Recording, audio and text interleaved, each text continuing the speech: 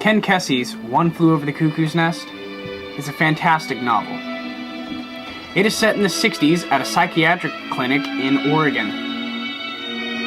The story begins when Randall McMurphy is admitted onto the ward.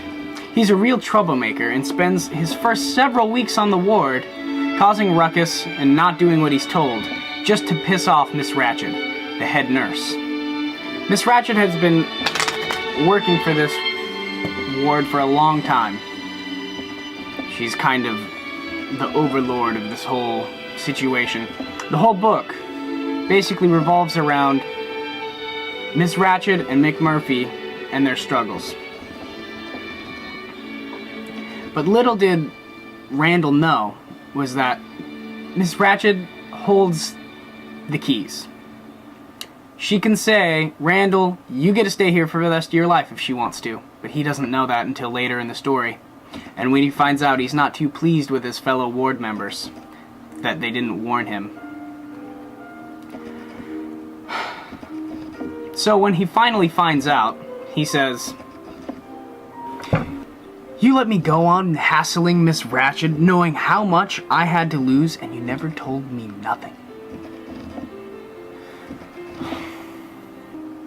He takes down his shenanigans for about a week or two until he finally snaps at another one of the mandatory meetings.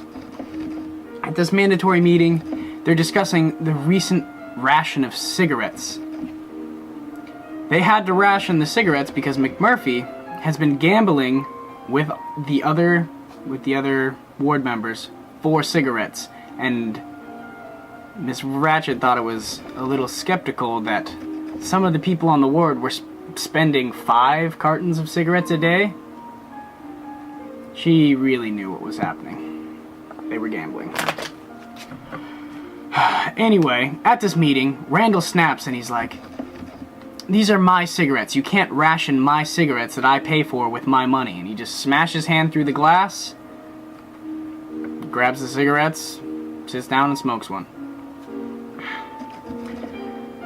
Randall doesn't continue to be a good boy after this. He escalates.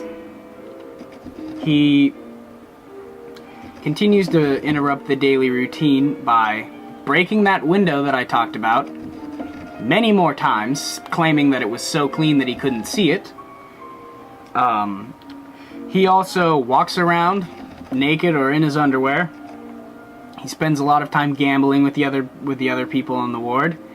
And my personal favorite thing that Randall does in this book is go on a fishing trip. He leaves the ward, with permission, to go on a deep-sea fishing trip with some of the other members of the ward. He also brought his girlfriend, a hooker, along with them for the ride. Sounds like a fun time, right? Now calm down. The best thing we can do now is just go on with our daily routine. This novel is probably one of my favorite books I've ever read. It's a good read. Sometimes it gets a little thick with the person who narrates it. Chief, a pretending to be deaf, tall Native American, is a little bit crazy, so he sees things differently than the rest of us. And he narrates things as he sees them, which is very interesting. One Flew Over the Cuckoo's Nest by Ken Kesey is a very great novel, and it deserves the title classic. I think it deserves the title classic because it's more than something than just a book. It's a book that really makes you think. It really makes you think about sanity. Sanity is one of the main things that this book touches on is what is being sane? What makes a person sane? Reading the book really kind of makes you think, am I sane? There's a quote in the book that I really like that McMurphy says to the other patients. Jesus! I mean, you do nothing but sit here and complain about how much you can't stand this place, and you guys don't just walk out? And you can. But you haven't got the guts to walk out? What do you think, you're crazy, for Christ's sake? Because you're not. You're not. You're no more crazy than the average asshole walking around on the streets. You're not crazy. That quote really got me to think, because he sang it to a bunch of people in a loony house. And he's saying, you guys aren't crazy. It's like, if they're not crazy, then why are they here? Another thing that makes a book a classic is being more than just a story. It was also adapted into a film in 75, I think. It was a really good film. I would recommend watching the movie as well. Another thing that makes me think that One Flew Over the Cuckoo's Nest deserves the classic is that it stands the test of time. The book was written in the 60s, and today, well, not today, but recently when I was reading the book, it held up. It still made sense. I could still understand it.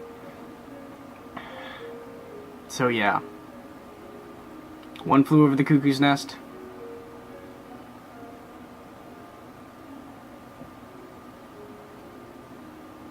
Classic.